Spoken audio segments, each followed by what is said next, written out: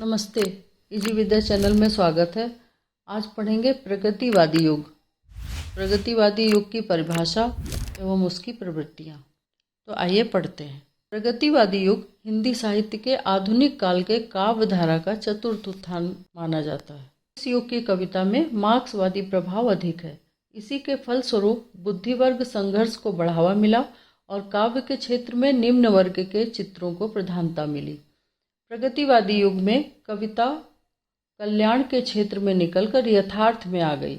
इन कवियों ने ये अनुभव किया कि शोषित जीवन में हाहाकार है, पीड़ा है, अतः पूंजीवादी अर्थनीति के प्रति विरोध हुआ और समता लाने का प्रयास किया गया। प्रगतिवादी काव्य की परिभाषाएं क्या हैं? डॉक्टर रांगेय राघव के अनुसार जीवित रहने वाले व्यक्ति को चलते समाज के भीतर देखना और उस व्यक्ति के पूर्णत्व को प्रतिबिंबित करके लोक कल्याण की ओर ले जाने वाला वो वास्तविकता का चित्रण है जो उसे उदात्त बनाकर सत्य की ओर प्रेरित करता है। वही वास्तविक यथार्थवाद है। डॉक्टर नामवर सिंह के अनुसार छायावाद के गर्भ में सन 1930 के आसपास नवीन सामाजिक चेतना से युक्त जिस साहित्य धारा का जन्म हुआ उसे सन 1936 में प्रगतिशील साहित्य अथवा प्रगतिवाद की संज्ञा दी गई और तब से इस नाम के औचित्य अनौचित्य को लेकर काफ़ी वाद विवाद होने के बावजूद छायावाद के बाद की प्रधान साहित्य धारा को प्रगतिवाद के नाम से पुकारा जाता है। डॉक्टर नागेंद्र के अनुसार प्रगतिवाद की परिभाषा है, अब के समय में दो विरोधी शक्तियां हैं, पूंजीवाद और साम्यवाद।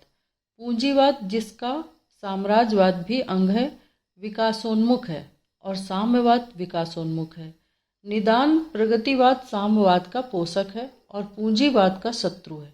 बल्कि यूं कहिए कि प्रगतिवाद साम्यवाद की साहित्यिक अभिव्यक्ति है।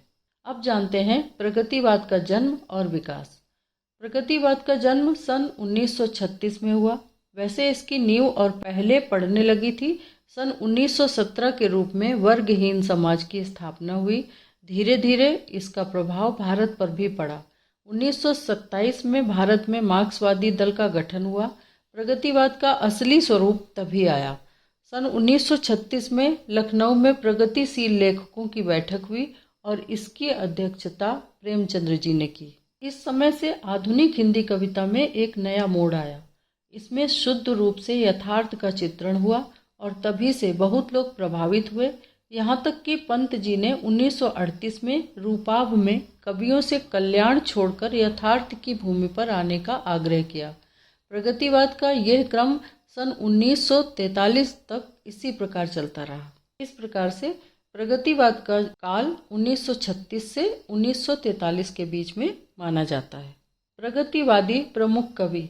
प्रगतिवादी कवियों में केदारनाथ अग्रवाल, नागार्जुन रामविलास शर्मा, गजानन माधव मुक्तिबोध, रांगेय राघव, विलोचन, शिवमंगल सिंह सुमन, नेमीचंद्र जैन, भारत भूषण अग्रवाल आदि प्रमुख हैं।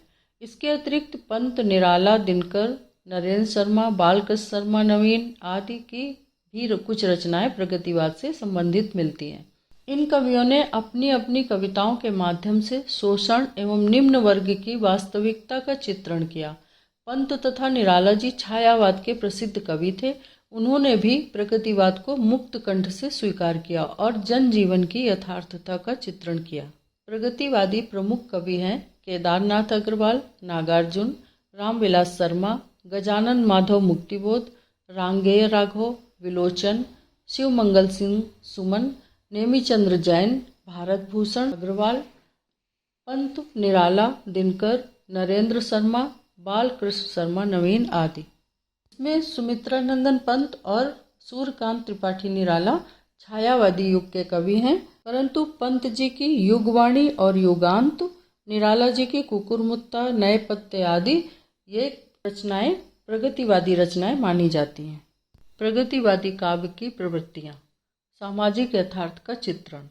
यहाँ छायावादी कवि में कल्पना की प्रचुरता थी, वहाँ प्रगतिवादी कवि ने जनवादी विचारधारा को अपनाकर समाज के यथार्थ रूप का चित्रण किया।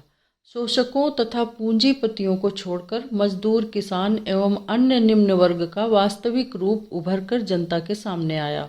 अभी तक किसान मजदूर को तो कविता में स्थान मिला ही नहीं था, यदि मिलता भी था तो कल्पना के सहारे उसे रंक के राजा सिद्ध कर दिया जाता था। प्रगतिवादी कवियों ने इस कल्पना के नकली आचरण को समझ समाप्त किया। केदारनाथ अग्रवाल ने एक गांव का चित्रण किया है।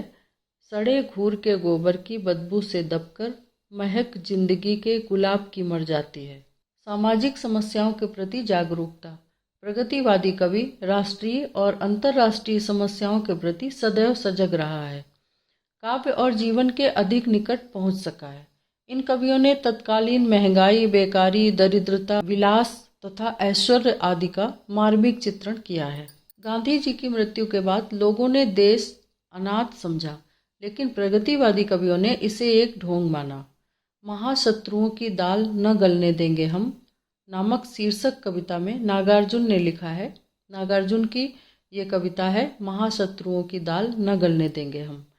इस कविता में लिखा है, बापू मरे, अनाथ हो गई भारत माता, अब क्या होगा, हाय हाय हम रहे कहीं के नहीं, लुट गए, रो रो करके आंखें कर ली लाल आज इन धूर्तों ने। क्रांतिकारी भावना। प्राचीनता का विरोध कर नवीनता लाने का स्तुत्य प्रयास प्रगतिवादी कवियों ने किया है। युग चेतना के आधार पर समाज, धर्म तथा राजनीति के रूढ़ियों और परंपराओं में यथोचित परिवर्तन किया। नवीन जी ने सामाजिक स्थिति को बिगड़ते देखकर विलपन गान किया। कभी कुछ ऐसी तान सुना जिससे उथल पुथल मच जाए, एक हिलोर इधर से आए, एक हिलोर उधर से आए, प्राणों के लाले पड़ जाएं, त्राहि त्राहि स्वर नभ में छाए, नाश और सत्यानाशों का धुआंधार जग में छा जाए। मानवता की असीम शक्ति में विश्वास। इन प्रगतिवादी कवियों ने गिरते हुए मानव को कर्म का संदेश देकर सदैव ऊंचा उठाया है। ये ईश्वर में उतना विश्वास नहीं करते जितना कि मानव की समृद्धि में धीरे धीरे ईश्वर का अस्तित्व ही समाप्त होने लगा और कर्म के प्रति लोगों में आस्था बढ़ने लगी। नरेंद्र शर्मा की पंक्तियां द्रष्टव्य हैं। जिसे तुम कहते हो भगवान, जो बरसाता है जीवन में रोग, शोक, दुख, दैन्य अपार, उसे सुनाने चले पुकार। जन शोषण का विरोध। मार्क्सवाद के आधार पर समस्त मानव जाति शोषण और शोषित इन वर्गों में विभाजित है।